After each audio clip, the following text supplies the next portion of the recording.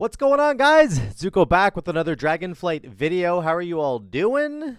We had some really crazy news. Yesterday we had obviously the reveal of the launch date for Dragonflight, November 28th, which is very, very cool.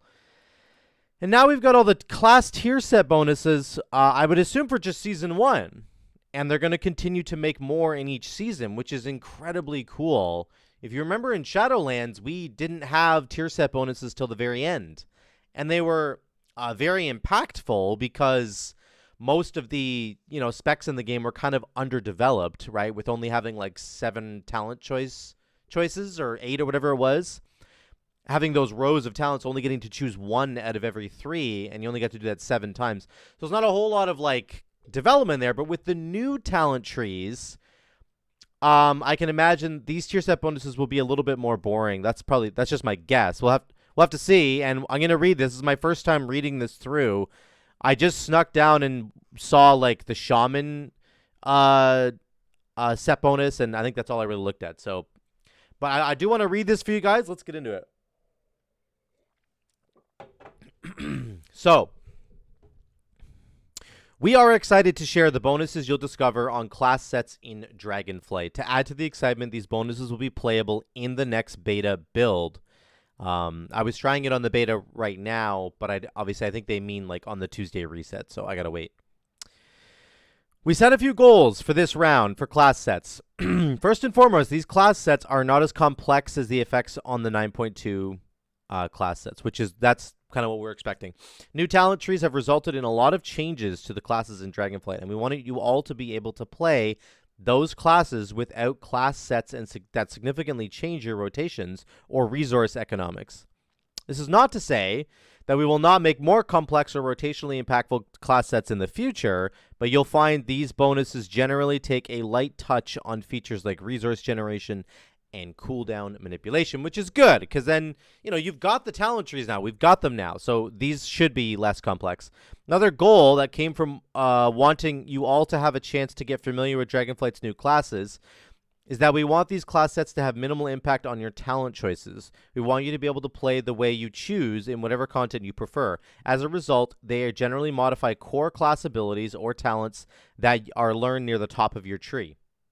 They may have synergies with talents further down the tree, but they should not make you feel like specific builds or capstone talents are required. That's good. That is also very good because, yes, we would like to just be able to mess around with the talent trees, right? This is what you want. You want to be able to just go in and create a whole bunch of different builds if you want to, and not feel like these tier set bonuses are already shoving you towards a fire build with Lava Lash or towards a Storm Strike build, that you're only ever going to be doing those things. So that is really, really good. And I think that it's good that they're going in this direction. I think for Season 1, this is likely, obviously, the direction that they're going. I think in subsequent seasons, patch 10.2, patch 10.3, maybe patch 10.1, I guess, as well. I'm assuming that if we get new raids and new every time we get a new season, there's going to be a new set of tier set bonuses, and those will likely get more complicated because by the time we get to 10.1 or whatever, we'll have already spent a significant chunk of time playing around with these new talent trees, and we will be familiar with them. So we will not it'll be okay then for them to take the tier set bonuses and force us down a particular path, like doing a Lava Lash one. Maybe it interacts with Fire Nova. Who knows? And again, if you only have to do that for one season, then it's not the end of the world. Even if you don't like the tier set bonus, that's going to be coming later. It's only for a season. Acquiring set armor in Dragonflight. When sets returned as a major endgame feature in 9.2, we debuted the Creation Catalyst as a tool for players to access and complete their sets with the following goals. Players of all types should have access to powerful bonuses and fun appearances, even if raiding is not their preferred method of engagement. New and returning players catching up should not have a monumental task to become ready to fight alongside friends.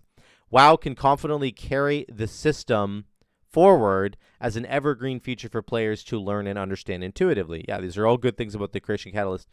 We think those goals were met, and while there's room for improvement, both in understanding the means by which charges accrue, as well as tuning prohibitive currency costs for alts. That's very good that they mentioned that. We're happy to say that the catalyst, which will be known as the inspiration catalyst in Dragonflight and just the catalyst moving forward, will return to the Isles as a companion system to class sets for the foreseeable future. We'll have more details to share on everything Catalyst related in a future update, but for now, it's worth mentioning that we're planning on keeping the unlock cadence the same to start. That is to say, the 6th week after Mythic Raid becomes available in Dragonflight Season 1. Okay, so the cool thing is that Mythic Raiding is becoming available on, like, right away with Season 1. So, like, we don't have to wait for Season 1 to drop and then wait for Mythic to come out like 3 weeks later, and then the Creation Catalyst 6 weeks after that. Now it's just going to be Season 1's going to drop, and 6 weeks later, you can start using your Creation Catalyst to upgrade your gear if you're getting super unlucky. Playing with these bonuses and providing feedback. To try these set bonuses in beta, log into the endgame realm, look for Set Zertorin near the current PvP. So I looked for him. He's not in the game yet. I think it'll be next week. It'll be on Tuesday. So there you go. So let's look at some of these sets and see how, you know, insignificant kind of they are or how game-changing they might be. Death Knight. For Blood, we've got Bone Shield charges consumed. You have a 20% chance to generate a rune.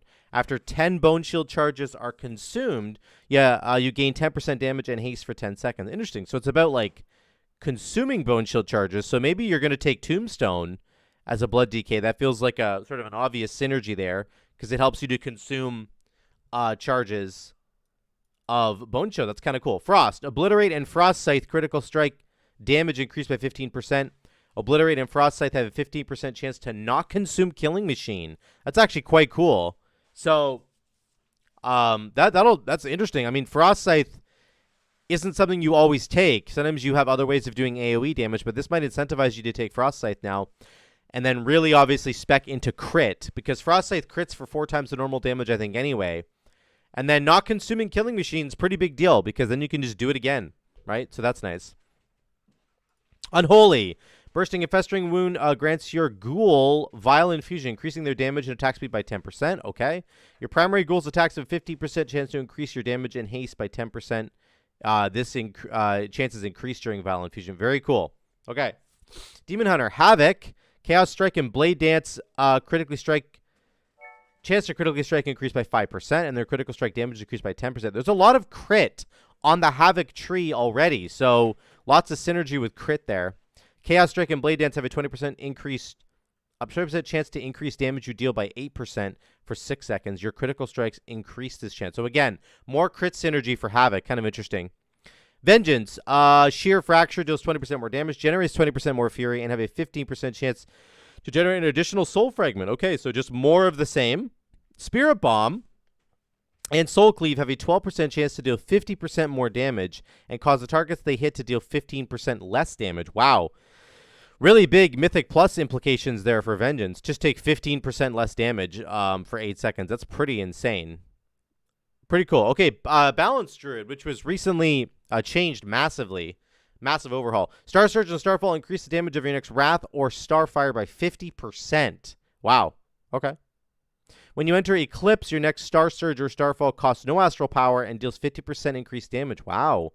Not having Starfall cost any Astral Power is insane. Starfall is just really good now. Like, its damage is really, really good. So you pop, into Eclipse, and you have enough Astral Power to cast Starfall. You get to cast 2 Starfalls right in a row. That's kind of crazy. That'll obviously, as well, if you're taking those talents that increase the duration of Moonfire and Sunfire, there's more synergy there, so that's really good. Feral. Rip and Ferocious Bite. Damage increased by 5%. Finishing moves grant 1% crit for each combo point spent for 5 seconds. So, 5% crit, very likely. But you can chain multiple finishing moves. That's actually really good. Crit for Feral is very good because you get extra combo points when your combo point generators crit. That's actually really good. I like that one. Guardian. Gore has a 5% increased chance to trigger. Gore also increases Mangle's damage by 10%. Okay.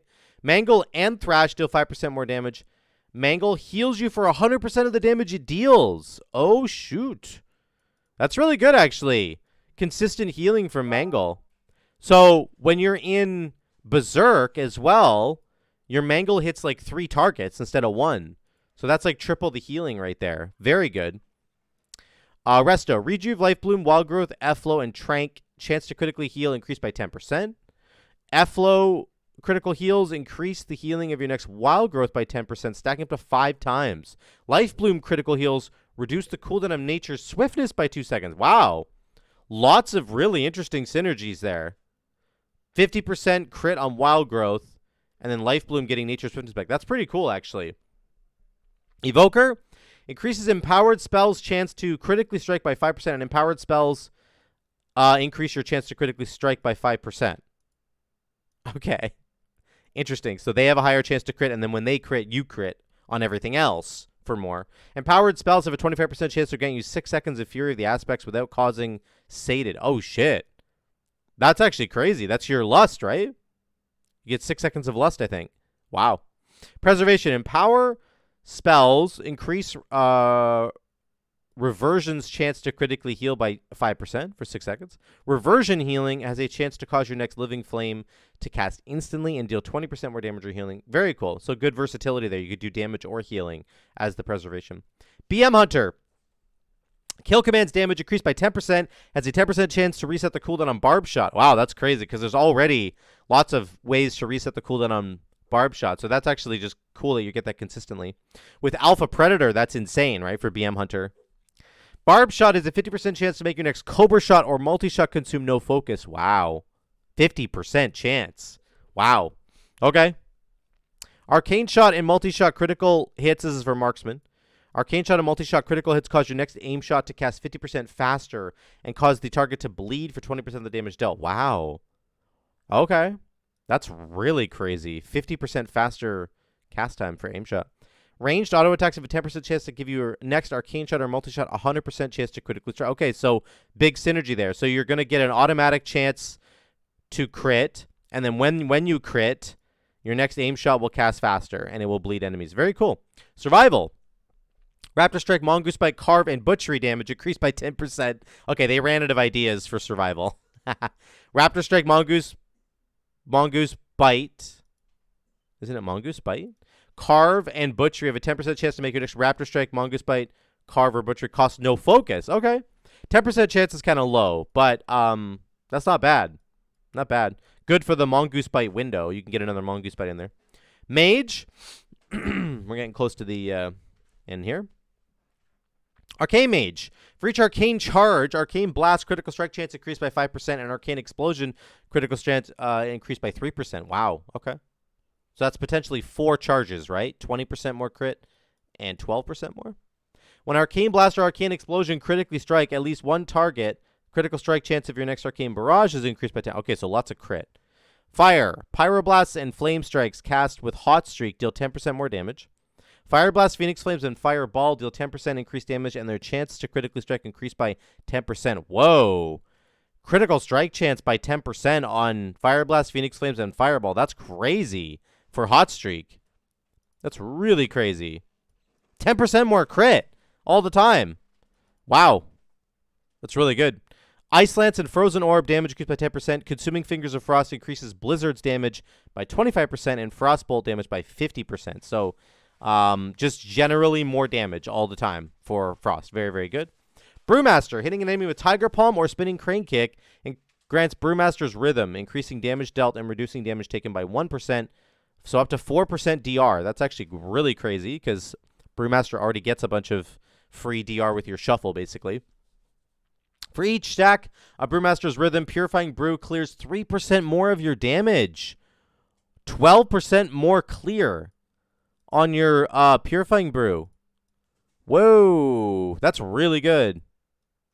Mistweaver. Healing from your Enveloping Mist Essence Font Vivify is increased by 15% on targets with your Renewing Mist. Essence Font, Vivify, Healing are increased by 10%, and your Renewing Mists on targets healed by Essence Font are extended. Okay. Very cool. That's super cool. So again, just Renewing Mist staying along. Renewing Mist is like one of the best abilities that Mistweaver has, for sure. And making it last longer is very good. Fist of Fury increases the damage dealt by your next 2 Rising Sun kicks or Spinning Crane kicks by 30%. Okay. Fist of Fury now enhances your next 3 Rising Sun kicks or Spinning Crane kicks, and enhanced kicks increase your versatility during your Fist of Fury by 5%, stacking up to 3 times. Okay, so instead of 2, you get 3. So kind of boring, but it's a lot of damage. Paladin. Holy Shock increases the critical hit chance of your next heal by 10%. Okay. So Holy Shock is giving you other crit. When you direct healing spells critically strike, your next Holy Shock deals 30% increased damage or healing. Okay. That's a lot, actually. I wonder if that splashes into... Actually, no, we don't have that anymore. I'm crazy. Yeah. Okay, so 30% more. Avenger Shield grants you versatility of light, increasing your versatility for you and your closest ally by 4% for 4 seconds. That's cool. Okay. Casting Hammer the Righteous. Blessed Hammer increases your parry by X percentage for Y seconds and extends the duration of the versatility of the light by 1 second. Okay, cool. Parry is cool. That's actually a really neat addition for Paladin. Blade of Justice and Judgment grants Crusader's strength, increasing the damage of your next Crusader strike, or consecrate by 100%, stacking up to 2. When you consume Crusader's strength, the damage of your next Blade of Justice is increased by 50% for each stack of Crusader's strength consume. Wow, okay. So potentially 200% more damage to consecration or Crusader strike, and then like 100% more damage on Blade of Justice, which is cool. Just more damage. Discipline, Priest. Casting Power Word Shield increases the effectiveness of your next direct damage or healing spell by 10%. Penance increases the strength of your next Power Word Shield by 100% of its damage or 30% of its healing. Oh, wow. That's cool. So big power. Now, Power Word Shield is a longer cooldown now, but that makes it like a big shield now. Holy. Casting Prayer of Mending reduces the cast time of your next healer Prayer of Healing by 1 second and increases their Holy Word cooldown reduction effects by 2 seconds. Wow. Okay. 1 second off of the cast time of heal is actually big. Serenity, Holy Word. When Holy Word Serenity or Holy Word Sanctify finish their cooldown, you gain 15% crit for 8 seconds. Wow. Okay. So there's some incentive here to quickly cast your Holy Words and have them coming off cooldown to get crit. Mind Blast increases the damage of your next Devouring Plague or Mind Sear by 20%, stacking up to 3 times, so 60%. Devouring Plague and Mind Sear increase your haste by 5%. That's great, actually. Haste for Shadow is really, really good. Assassination Rogue. Envenom also increases your weapon's poison's damage by 10%. Love that. When your weapon poisons deal direct damage, you have a 50% chance to gain Septic Wounds, increasing your bleed damage by 2%. Okay, so just the synergy there. Bleeds buff poisons, poisons buff bleeds. Up to 10% more bleed damage. Outlaw Dispatch increases the damage of your next Sinister Strike or Ambush by 20% per combo point spent, so 100% or 120% if you use 6 combo points. Half cost uses a pistol shot granted by Sinister Strike increase the damage of your next Dispatch by 50%. Wow. That's a lot of extra damage they're getting. Sub-Rogue. Eviscerate and Black Powder increase the damage and critical strike chance of your next Backstab, Shadow Strike, or Shuriken Storm by 2% per combo point. Backstab, Shadow Strike, and Shuriken Storm critical strikes increase the damage of Eviscerate and Rupture by 15%, and damage of Black Powder by 8%. Okay, so lots of just damage bonuses there. Elemental. Shaman, Lightning Bolt, Chain Lightning, Lava Burst increase the damage of your next Earth Shock or Earthquake by up to 30%, it looks like. 20 to 30%. Casting Earthshock or Earthquake increases your mastery, so your chance to overload. Very cool. Enhancement. Storm Strike increases the damage of your next Lava Lash by 10%, causes it to generate 1 additional stack of Maelstrom Weapon. Okay, cool. Consuming Maelstrom Weapon stacks reduces the cooldown of Storm Strike, Lava Lash, Crash Lightning, Flame Shock, or Frost Shock by 0.5 seconds per stack. Wow. Chosen randomly, but that's actually wild. That is some really cool cooldown reduction right there. Resto Shaman. While Healing Stream Totem, Cloudburst Totem is active, your chance to critically strike is increased by 10%. That's actually big. 10% crit is big. When your Healing Stream Totem, Cloudburst Totem expires, you get 10% haste. Wow. Okay. Just really good stats right there for Resto. Warlock and Warrior, last two. Affliction Warlock. When Agony grants you a Soul Shard, you have a chance to gain Cruel Inspiration, increasing your haste by 12% haste. Holy cow. That's a lot, actually. When Cruel Inspiration also grants 2 charges of Cruel Epiphany, up to 5 charges. Each charge of Cruel Epiphany increases the damage of your next Malefic Rapture or Seed of Corruption by 40%. Okay, that's a lot. That's potentially 200% more damage. Oh, just 5 charges. 5 charges. So you only get the 40% every time. That's cool. Demon Bolt and Fellstorm damage increased by 20%. Demon Bolt has a chance to make your next Hand of Gul'dan instant and deal 50% more damage. Very good. That's very, very good, actually, for Demonology. Consuming Soul Shards has a chance to grant you Chaos Maelstrom, increasing your critical strike chance by 10%. Again, 10% more crit. How many specs are getting 10% more crit? During Chaos Maelstrom, your Chaos Bolt can flag and incinerate critical strikes explode on the target, dealing 2 to 10% of the damage dealt to enemies within 8 yards. Damage reduced beyond 5 targets. Okay, cool. Again, it's fitting with the Chaos theme because it's like 2 to 10, right? It's like a big window there. Warrior. Arms Warrior. Mortal Strike and Cleave damage. And chance to critically strike increased by 10%. Okay, so 10% more damage on those abilities and 10% crit. Again, a theme here. Mortal Strike, Cleave, and Execute critical strikes increase the damage and critical strike chance by 5% for okay. So lots of crit. Execute's chance to critically strike increased by 10% for Fury. Again, 10% more crit. Sudden Death's chance to reset the cooldown on Execute and make it usable on any target regardless of health is greatly increased. I'm not really sure what that means. Revenge grants you Vanguard's Determination, increasing your damage done and reducing your damage taken by 4%. Very good. 4% DR is crazy. During Vanguard's Determination, you gain Ignore Pain equal to 10% of the damage you deal. Whoa. That's insane, actually. You just get Ignore Pain without having to cast it. That's kind of wild. That's it, guys. That's all the tier set bonuses that we know are coming in Season 1 of Dragonflight. That's very exciting. It's cool they've released them all already. It's great that they're very simplified, right? We have the new talent tree system as a big, big new change. We don't need an additional change on top of that, but it's also great to hear that they are going to be expanding the tier set system into the future of Dragonflight and making it more complicated as we learn to like master our talent trees and get really good at that. So that's all very good. And then, of course, the Creation Catalyst is coming back. You're going to be able to use it if you get really unlucky or if you just don't go in and do any of the raiding. Then you're going to be able to use it that way as well. So that's it, guys. Let me know what you think in the comments down below for the tier set bonuses revealed for Season 1 of Dragonflight. I'm very excited. I think they're pretty good for the most part. Most of them just give 10% crit. That's really the TLDR here. But let me know what you guys think in the comments down below. I love you all. I'll see you in the next one.